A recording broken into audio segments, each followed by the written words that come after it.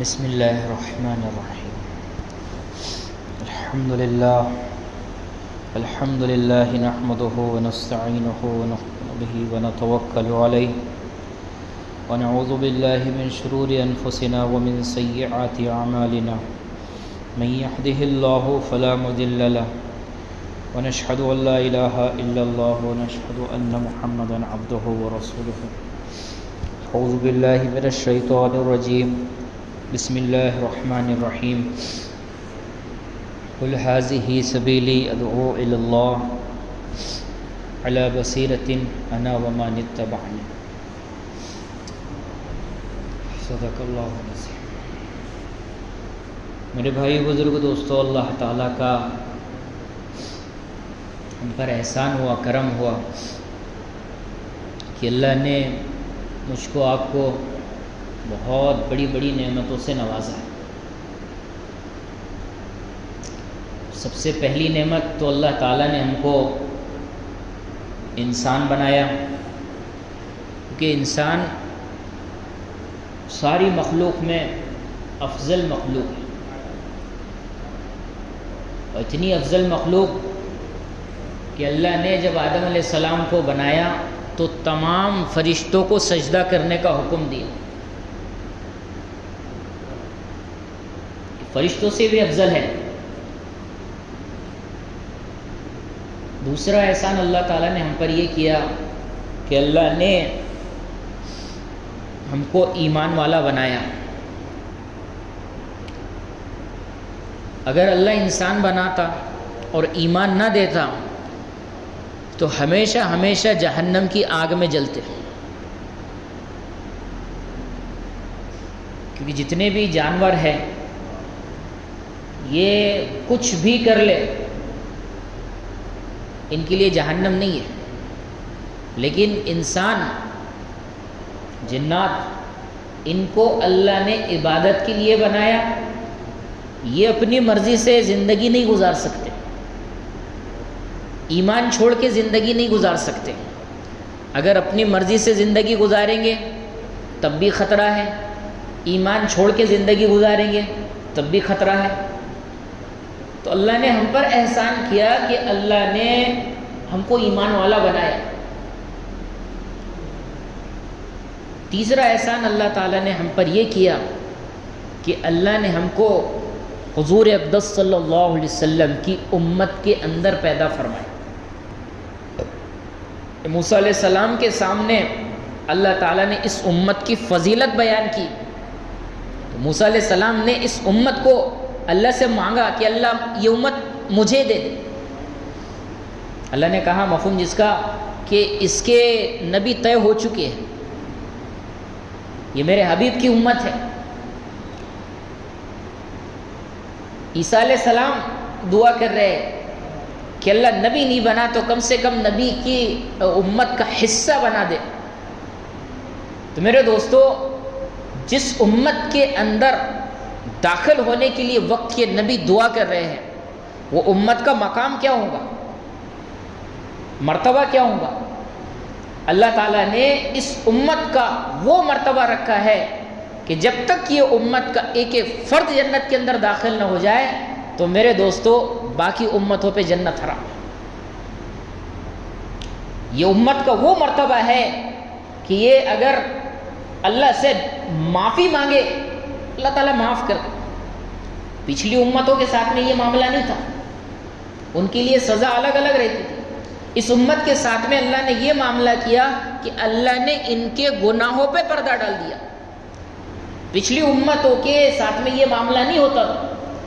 پچھلی امتوں کے اگر کوئی شخص گناہ کرتا تو اس کے دروازے پہ لکھ دیا جاتا کہ فلاں شخص نے چوری کی ہے، فلاں شخص نے زنا کیا ہے، فلاں شخص نے ایسا کام کیا ہے، تو وہ اس کا گناہ پردے میں نہیں رہتا۔ اللہ تعالیٰ نے اس امت کے ساتھ میں یہ معاملہ کیا کہ ان کے گناہوں پر اللہ نے پردہ ڈال دیا کہ اگر ہمارے عیب کھل جائے تو میرے دوستو ہم سے کوئی بات بھی نہ کرے۔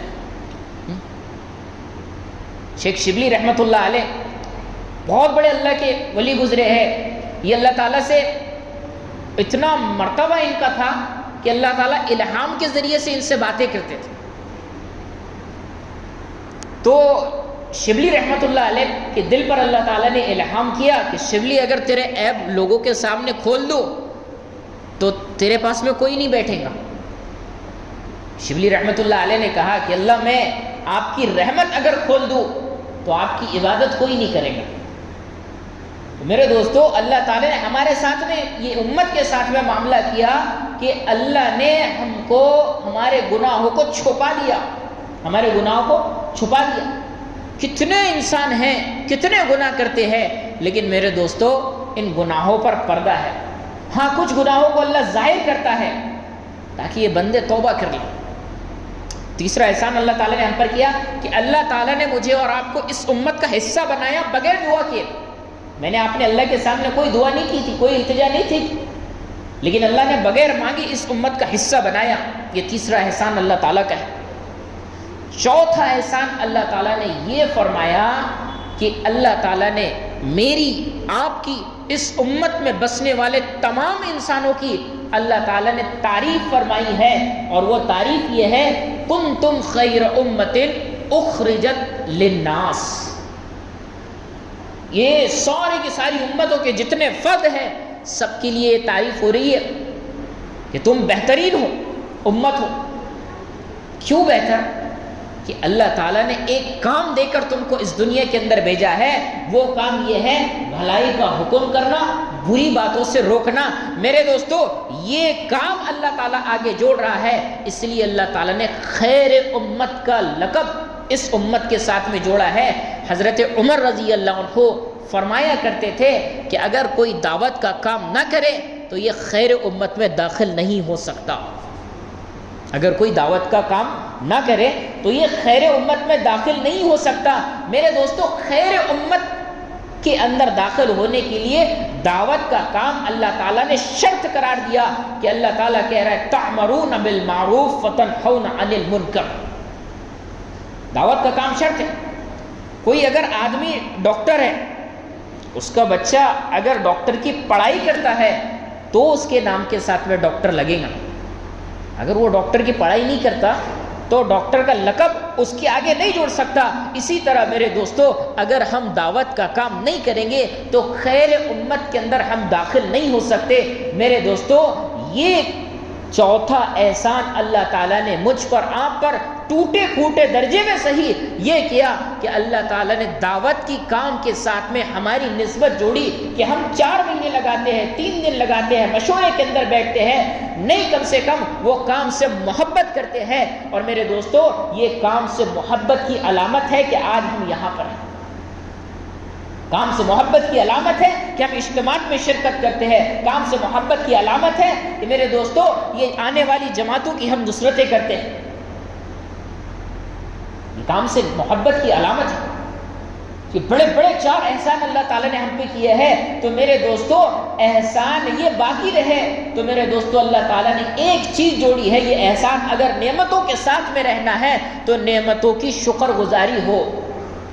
اگر نعمتوں کی شکر گزاری نہیں ہوگی تو دی ہوئی نعمتیں چھین لی جائے گی۔ اللہ تعالیٰ نے ہم کو ایمان دیا، اللہ تعالیٰ نے ہم کو دعوت کی محنت سے جوڑا، اللہ تعالیٰ نے ہم کو اس کے گھر کے اندر آنے کی توفیق دی، یہ اللہ تعالیٰ کے انعامات ہیں۔ میرے دوستو، ان انعامات پہ میری آپ کی شکر گزاری ہو تو شکر گزاری کرنے پر اللہ تعالیٰ نعمتوں کے اندر اضافہ کرتے ہیں، نعمتوں کو چھینتے نہیں۔ اور میرے دوستو، اللہ سے تعلق جوڑتا ہے شکر گزاری کے ذریعے سے، اللہ سے تعلق جوڑتا ہے دعا کے ذریعے سے، اللہ سے تعلق جوڑتا ہے عبادت کے ذریعے سے۔ اور میرے دوستو، جو دعا والی عبادت ہے اللہ کے بہت قریب کرنے والی چیز ہے۔ دعا والی عبادت، دعا سراسر عبادت بتایا، بلکہ ایک جگہ فرمایا ہے، حدیث کا مفہوم ہے کہ دعا ساری عبادتوں کا مغز ہے۔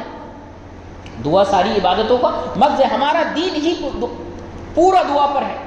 ہم مسجد میں آئے ہیں، آنے کی دعا، یہاں پر آئے ہیں نماز میں دعا، یہاں پر سے نکلیں گے، مسجد سے نکلیں گے وہاں پہ دعا، بیت الخلا جا رہے ہیں اس کی دعا، باہر نکل رہے ہیں اس کی دعا، رمضان کا مہینہ آ گیا اس کی دعا، روزہ رکھ رہے ہیں اس کی دعا، روزہ کھول رہے ہیں اس کی دعا۔ کسی مسلمان سے ملاقات ہو رہی ہے اس کی دعا. میرے دوستو پورے دین پہ اگر ہم غور کر کے دیکھیں گے تو دعا ہی ملے گی. اور دعا اللہ تعالیٰ نے اس امت کا وہ مقام اللہ تعالیٰ نے رکھا ہے کہ پچھلی قوموں کو جب کوئی چیز ہونا تھا, کوئی چیز حاصل اگر کرنا چاہتے تھے تو ان کو نبی سے کہنا پڑتا تھا کہ ہمارے لیے یہ چیز کا انتظام کرے. اللہ تعالیٰ نے اس امت کے ساتھ میں یہ معاملہ کیا کہ ان کے لیے بشارت قرآن کے اندر سنائی, ادعونی استجب لکم, مجھ سے مانگو میں دوں گا. یہ پچھلی امت کو یہ انعام نہیں ملا تھا میرے دوستو, یہ انعام ہم کو ملا ہے, ادعونی استجب لکم. لیکن ہماری دعائیں ہم کو وہاں تک پہنچاتی ہے جہاں پہ ہم کو اسباب نظر آتے ہیں. یہ دکان دکھ رہی ہے, اب یہ دکان کو سامنے رکھ کے مانگو. ہاں یہ کھیت دکھ رہا ہے, کھیت کو سامنے رکھ کے مانگو. میرے دوستو بقول مولانا یوسف صاحب رحمۃ اللہ علیہ کے کہ اسباب کو سامنے رکھ کر مانگنا کفر ہے. اللہ کو سبب کا پابند بنانا یہ اللہ کی طاقت کے اندر شک کرنا ہے. اللہ دکان کا محتاج نہیں ہے, اللہ کھیت کا محتاج نہیں ہے, ہاں اللہ ماں باپ کا محتاج نہیں ہے. اللہ نے ساری چیزیں کر کے دکھا دی. بغیر ماں باپ کے آدم علیہ السلام کو وجود میں لا کے بتایا, بغیر کھلائے پلائے اصحاب کہف کو 300 سال سے زیادہ سلا کے بتا دیا. مولانا الیاس صاحب رحمۃ اللہ علیہ فرمایا کرتے تھے کہ اپنی دعاؤں کو اللہ کی قدرت بیان کر کے مانگو کہ اللہ کی کیسی قدرت ہے, اللہ کی قدرت اس کو بتاؤ کہ اللہ تو نے ایسا کیا ہے. پہاڑ میں سے اللہ تعالیٰ نے اونٹ نکال کے بتا دی, بنی اسرائیل کو آسمانوں سے کھانا کھلایا, ابراہیم علیہ السلام کو آگ کے اندر 40 دن تک کے زندہ رکھ کے بتا دیا, یونس علیہ السلام کو مچھلی کے پیٹ کے اندر 40 دن تک کے زندہ رکھ کے بتا دیا. میرے دوستو آسا ہاتھ میں آیا موسیٰ علیہ السلام کے تو وہ آسے کو زندہ ازدہ اللہ نے بنا کے بتا دیا, وہی آسے سے پانی کو چیر کے بتا دیا. میرے دوستو یہ اللہ کی قدرت ہے. اللہ کی قدرت کو اس کے سامنے بیان کر کے اللہ سے مانگو. دعا والی عبادت میرے دوستو یہ اللہ سے تعلق جوڑنے والی ہے. اور اللہ تعالیٰ حدیث کا مفہوم ہے کہ دعا تقدیر کو بدلنے والی چیز ہے, تقدیر کو بدلنے والی چیز دعا ہے. اور اس حدیث کے فائدے کے اندر علماء نے لکھا ہے کہ مقدر کے اندر دعا کرنا یہ بھی لکھا جاتا ہے, یہ بندہ دعا مانگے گا اور اللہ اس کی تقدیر بدلے گا. میرے دوستو لیکن ہم دعا مانگتے ہیں, دعا آج ہمارا مزاج یہ بن گیا کہ ہمارے مزاج دعا پڑھنے والا بن گیا, دعا کرنے والا مزاج ہمارا نہیں رہا. دل لگا کے اللہ سے دعا ہم مانگتے نہیں, دل لگا کے آج ہمارا مانگنے کا مزاج نہیں بن رہا. میرے دوستو اس بچے کی طرح مانگو جو اپنی ماں سے گڑ گڑا کے مانگتا ہے, تو میرے دوستو اللہ تعالیٰ دینے کے لیے تیار ہو جائے. ہمارا مزاج مانگنے کا نہیں بن رہا. اللہ تعالیٰ نے ہم کو وہ صلاحیتیں دی ہے, وہ ایمان دیا ہے جس کے ذریعے سے ہم اللہ سے جڑ سکتے ہیں, وہ عبادت دی ہے جس کے ذریعے سے ہم جڑ سکتے ہیں. اللہ تعالیٰ سے ہر چیز اللہ سے مانگو, ہر چیز اللہ سے مانگو, کیونکہ ہر چیز کا دینے والا صرف اور صرف اللہ ہے, کوئی کچھ نہیں دے سکتا. علماء فرماتے ہیں کہ ہم وہاں تک دعا مانگتے ہیں, ہم وہاں تک دعا مانگتے ہیں جہاں پر ہم کو اسباب نظر آتے ہیں. حالانکہ ہونا یہ چاہیے کہ جہاں پر اسباب کا اختتام ہو جائے اب وہاں سے دعا کی ابتدا ہو, وہاں سے دعا کی ابتدا ہو. میرے دوستو دعا وہ چیز ہے کہ اللہ تعالیٰ ایمان کے ہونے کی بھی شرط اللہ کے پاس میں نہیں کہ ایمان والا ہے تو ہم اس کی دعا کریں گے. اللہ تو شیطان کی بھی دعا قبول کرے, کیا نہیں کیا. جب اللہ تعالیٰ نے مردود کر دیا, شیطان نے اللہ سے مانگا کہ اللہ تو نے مجھے مردود تو کر دیا لیکن اب قیامت تک کے لیے مجھے زندگی دے دے, تو وہ زندگی کس کے ذریعے ملی؟ قیامت تک کی زندگی شیطان کو کس کے ذریعے ملی؟ اللہ کے ذریعے. اور کس سے مانگا اس نے؟ اللہ سے.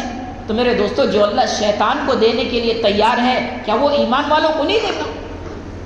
جو اللہ شیطان کو دینے کے لیے تیار ہے, کافر کو دینے کے لیے تیار ہے, کیا وہ ایمان والوں کو نہیں دے گا؟ لیکن میرے دوستو آج ہم دعا مانگتے نہیں, دعا پڑھتے ہیں. اور امام اگر دعا کر رہا ہے تو میرے دوستو امام بھی پنکھے کو دیکھ رہا ہے, یہ مقتدی بھی پنکھے کو دیکھ رہے ہیں, بٹن کو دیکھ رہے ہیں. اس عمل پر اللہ تعالیٰ غور و فکر ہی نہیں کرتا, اس توجہ ہی نہیں ڈالتا جس عمل کے اندر بندہ متوجہ نہ ہو.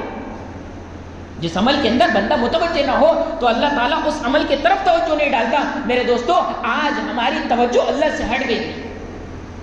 وہ توجہ ہماری کہ میں کس رب کے سامنے بیٹھا ہوں اور کیسے مانگنا چاہیے، عاجزی کے ساتھ میں، انکساری کے ساتھ میں مانگنا چاہیے۔ میرے دوستو، اب بھکاری کو مانگتے ہوئے دیکھو کیسے مانگتا ہے۔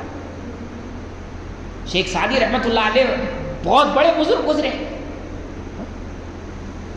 ساری زندگی بغیر چپل کے رہے، بغیر چپل کے۔ ایک دن اللہ تعالیٰ سے التجا کی کہ اللہ تیرے خزانے میں میرے واسطے چپل بھی نہیں ہے، میرے واسطے جوتا بھی نہیں ہے، تیرے بندوں سے اگر مانگتا تو میرے لیے 20 جوڑے چپل کے آ جاتے، 20 جوڑے جوتے کے آ جاتے، لیکن میں تجھ سے مانگ رہا ہوں۔ شکایت کی، شکایت اللہ کو پسند نہیں ہے۔ سامنے ایک اللہ نے بتا دیا، ایک آدمی گزر رہا ہے، اس کے پیر ہی نہیں، فوراً سمجھ گئے کہ اللہ تعالیٰ میری بات کو ناپسند کر چکا ہے۔ اللہ تعالیٰ سے التجا کی، اللہ معاف کر دے، ساری زندگی اب تجھ سے شکایت نہیں کروں گا۔ موسیٰ علیہ السلام نے اللہ تعالیٰ سے ایک مرتبہ کہا، اللہ میری کوئی چیز پسند ہے تجھے؟ اللہ تعالیٰ نے کہا مفہوم جس کا کہ موسیٰ تو میرا نبی ہے اور نبی کی ہر بات پسند ہوتی ہے، کہ کچھ خاص،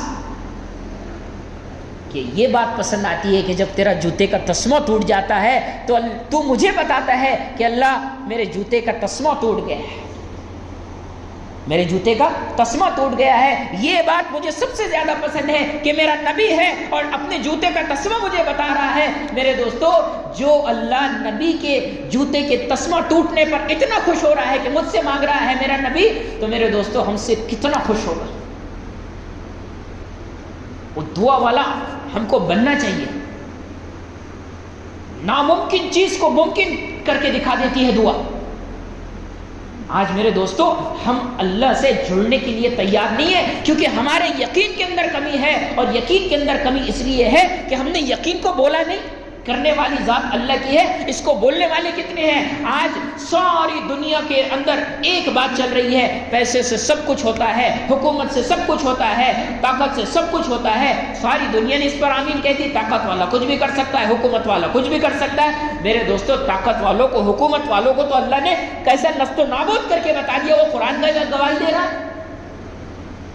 قارون کے پاس میں اتنا خزانہ کہ اونٹوں پر اس کے خزانوں کی چابیاں جا رہی ہے، لیکن میرے دوستو جب وہ نبی کے مقابلے پر آیا اور اپنے تکبر کے اندر آیا تو میرے دوستو اللہ نے اس کے خزانوں کے ساتھ میں اس کو دھسا دیا۔ وہ شداد جس نے جنت بنائی، کئی سال جنت بنانے کے اندر لگ گئے، لیکن جب جنت کے اندر داخلہ کا موقع آیا، ایک قدم جنت کے اندر ہے، دوسرا قدم باہر ہے، اللہ تعالیٰ نے ملک الموت سے کہا کہ اس کی روح کو قبض کرو۔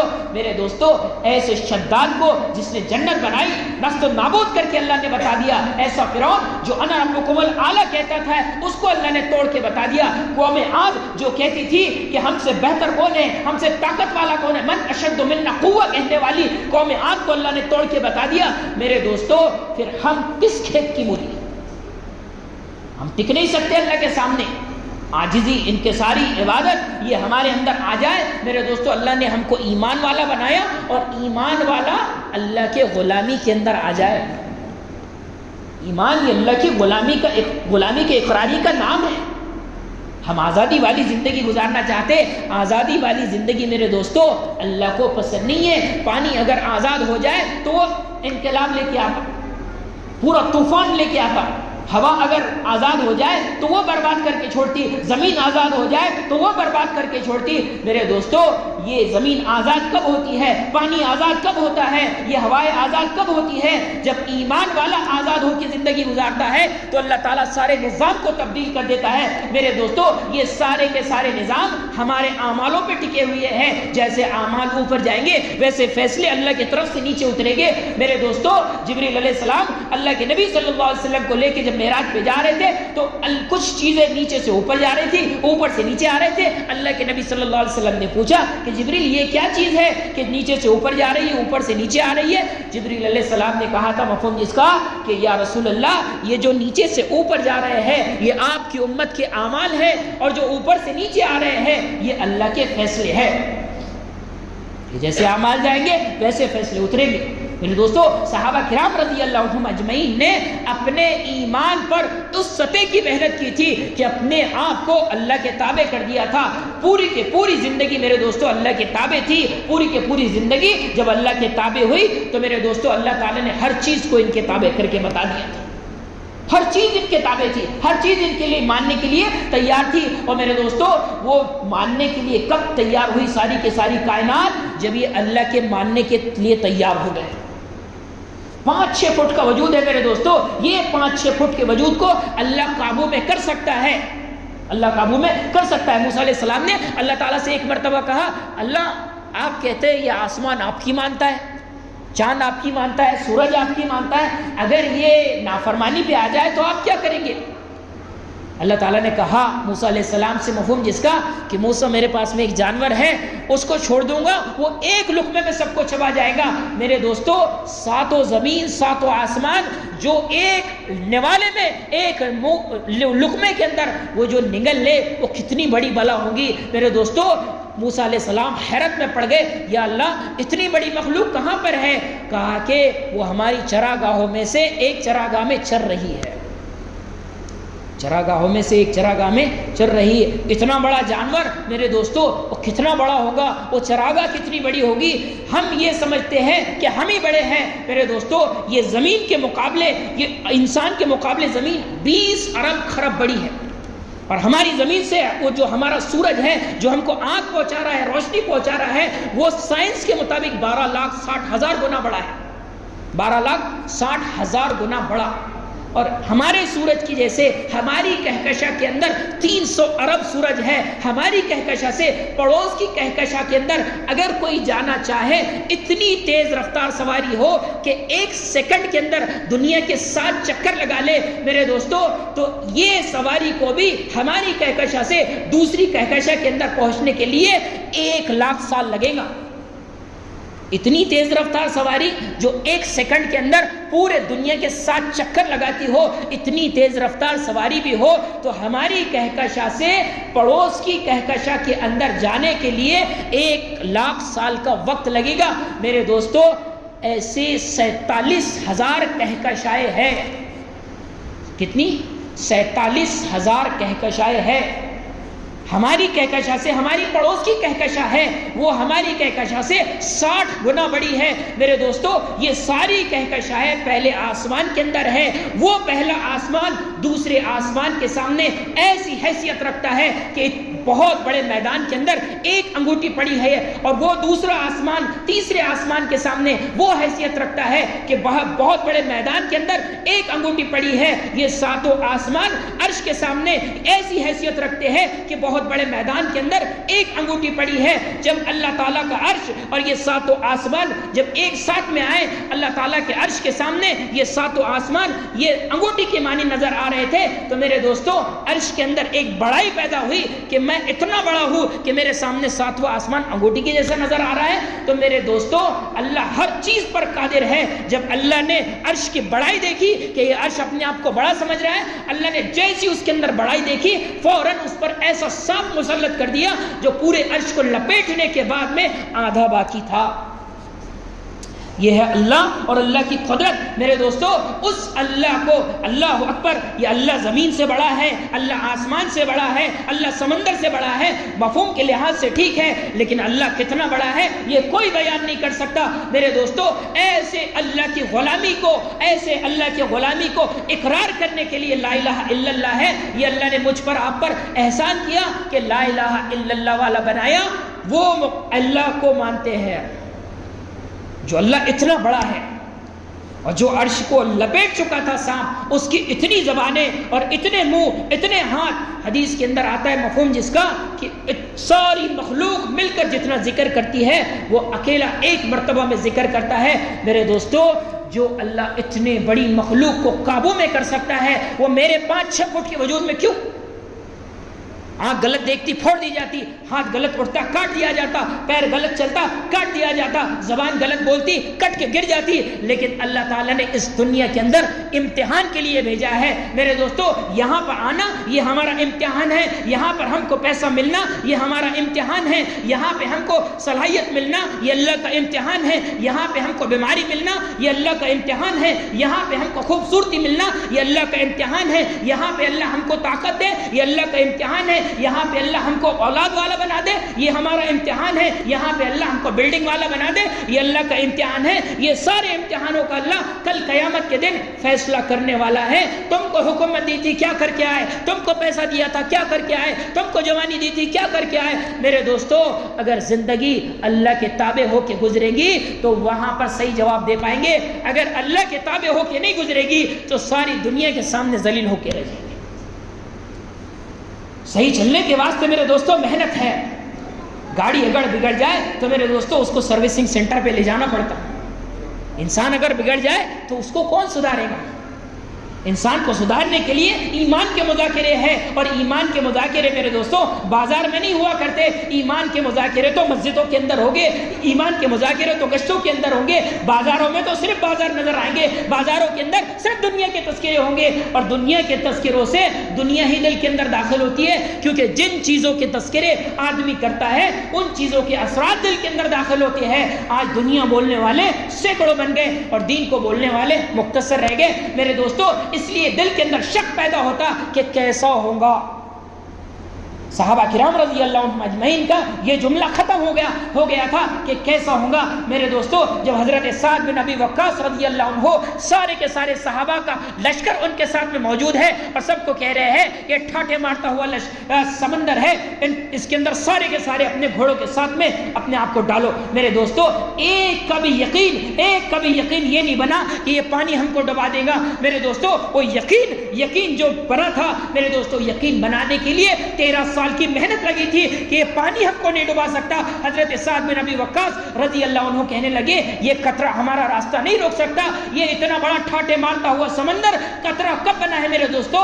جب اللہ کی بڑائی وہ اللہ اکبر دل کے اندر اترا تھا تو یہ ٹھاٹے مارتا ہوا سمندر بھی یہ قدم کے سامنے قطرہ بن گیا تھا، کہ اللہ کی طاقت کو پہچان چکے تھے کہ اللہ کیسی طاقت والا ہے۔ ساتوں سمندر کا پانی اگر ایک کر کے جبریل علیہ السلام کے ناخن پہ رکھ دیا جائے تو ایک قطرہ بھی نیچے نہیں گر سکتا، اتنے بڑے فرشتے کو جو اللہ قابو میں کر لے۔ میرے دوستو جب اللہ حضرت جبریل علیہ السلام اللہ کے نبی صلی اللہ علیہ وسلم کو لے کر جا رہے تھے، سدرۃ المنتہا کے پاس میں پہنچے، کہا کہ یا رسول اللہ میری اب یہاں سے آگے کی حد ختم ہو گئی، یہاں سے اگر آگے جاؤں گا تو میں جل کے خاک ہو جاؤں گا۔ میرے دوستو اتنا بڑا فرشتہ وہ جل کے خاک ہو جا رہا ہے، وہ ایسی طاقت کو پہچانتا ہے جس طاقت کو ہم نہیں جانتے، ایسی طاقت کو پہچانتا ہے جس طاقت کو ہم نہیں سمجھ سکتے۔ اس طاقت کو سمجھنے کے لیے، اس ذات کو پہچاننے کے لیے میرے دوستو اس طاقت کے تذکرے ضروری ہے، اس کی قدرت کے تذکرے ضروری ہے۔ جب اس طاقت کے تذکرے ہوں گے، جب اس کی قدرت کی تذکرہ ہوگا، جب اپنی حقیقت سمجھ میں آئے گی کہ میں کیا ہوں، میں چلتا پھرتا سنڈاس ہوں۔ ایک آدمی اگر 4-5 سنڈاس ایک مرتبہ میں کر دینا تو ایک مرتبہ میں کتنا کرے گا؟ 200 گرام 250 گرام۔ اگر 5 ایک ساتھ میں کر دیا تو کمر کے پاس سے چلے جاتا، ڈاکٹر کو پاس میں لے کے جانا پڑتا، وہ بھی ایٹو میں ڈال کے، گاڑی میں ڈال کے۔ 5 سنڈاس اس کو گلا دے رہے، 5 مرتبہ میں کتنا کرے گا؟ یہ 2 کلو 2.5 کلو 3 کلو۔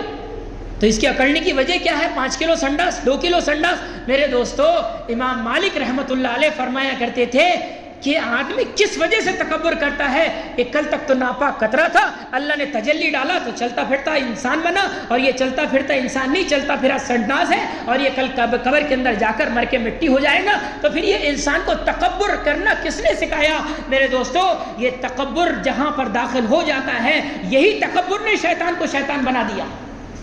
انانیت شیطان کے اندر آئی، میں کچھ ہوں۔ میرے دوستو میں کچھ نہیں، یہ دل کے اندر آئے کہ میں کچھ نہیں ہے۔ میرے دوستو شیطان تو عابد بھی تھا، زاہد بھی تھا۔ اللہ 7 آسمان ہے، 7 آسمان پر اللہ تعالیٰ کی طرف سے شیطان کو الگ الگ لقب ملے تھے۔ ایک آسمان پہ عابد ہے، ایک آسمان پہ زاہد ہے، ایک آسمان پہ عزازیل ہے۔ عزازیل سیریانی زبان میں سب سے زیادہ عزت والے کو کہتے ہیں۔ وہ انسان اتنی عبادت کر چکا تھا کہ اس کی عبادت، وہ شیطان اتنی عبادت کر چکا تھا کہ اس کی عبادت سے خوش ہو کے اللہ تعالیٰ نے اس کو فرشتوں کا سردار بنایا تھا، لیکن ایک جملہ زبان پہ آیا کہ میں آدم علیہ السلام سے بہتر ہوں، اللہ تعالیٰ نے ساری عبادتوں کو ٹھکرا دیا۔ ایک سجدے کے انکار پر اللہ تعالیٰ نے ساری عبادتوں کو ٹھکرا کے رکھ دیا۔ میرے دوستو، آج ہم روزانہ کتنے سجدے چھوڑ رہے ہیں؟ ایک سجدے پر وہ نامردود ہو گیا، ہمارے اتنے سجدے چھوٹ رہے ہیں کہ ہم کو گلے لگا لیں گا؟ میرے دوستو، وہ گلے لگانے کے لیے تیار ہے، قریب کرنے کے لیے تیار ہے، لیکن ہم تو قریب ہو جائیں، ہم تو توبہ کر لیں۔ اس لیے میرے دوستو، اللہ کے قریب ہونے کے لیے اللہ تعالیٰ نے استغفار دیا ہے، معافی دی ہے کہ ہم معافی مانگنے والے بن جائیں۔ اللہ معافی مانگنے والوں کو پسند کرتا ہے، اللہ معافی مانگنے والے کو پسند کرتا ہے۔ ہم معافی مانگنے والے بن جائیں، اللہ محبت کر لے گا، اللہ پسند کر لے گا۔ میرے دوستو، اللہ سے جب صلح ہو جائیں گی تو اللہ ماننے کے لیے تیار ہے، اللہ سننے کے لیے تیار ہے۔ میرے دوستو، آج بہت سارے بندوں کو شکایت رہتی، اللہ ہماری نہیں سنتا۔ اللہ ہر بندے کی سنتا ہے، لیکن قبولیت کے الگ الگ مقامات ہوتے ہیں۔ اس لیے میرے دوستو، ہمارے ذہنوں کے اندر یہ بات آ جائے کہ اللہ میری بھی سنتا ہے، آپ کی بھی سنتا ہے۔ قیامت تک کے آنے والے جتنے انسان اس دنیا کے اندر پیدا ہوں گے، اللہ ہر ایک کی سننے والا ہے۔ بس وہ یقین ہمارے اندر پیدا ہو جائے کہ اللہ میری سنتا ہے، تو میرے دوستو، اس یقین کو بنانے کے لیے محنت ہے، بغیر محنت کے ہم وہ یقین حاصل نہیں کر سکتے۔ اس لیے میرے دوستو، نیت کریں، ارادہ کریں کہ ہم سارے کے سارے اس یقین کو حاصل کرنے کی محنت کے اندر جڑیں گے، کریں گے ساتھی۔ اللہ تعالیٰ کہنے سننے سے زیادہ عمل کرنے کی توفیق عطا فرمائے۔ کہنے سننے میں جو کمی کوتاہی ہوئی، اللہ اپنے فضل سے معاف فرمائے۔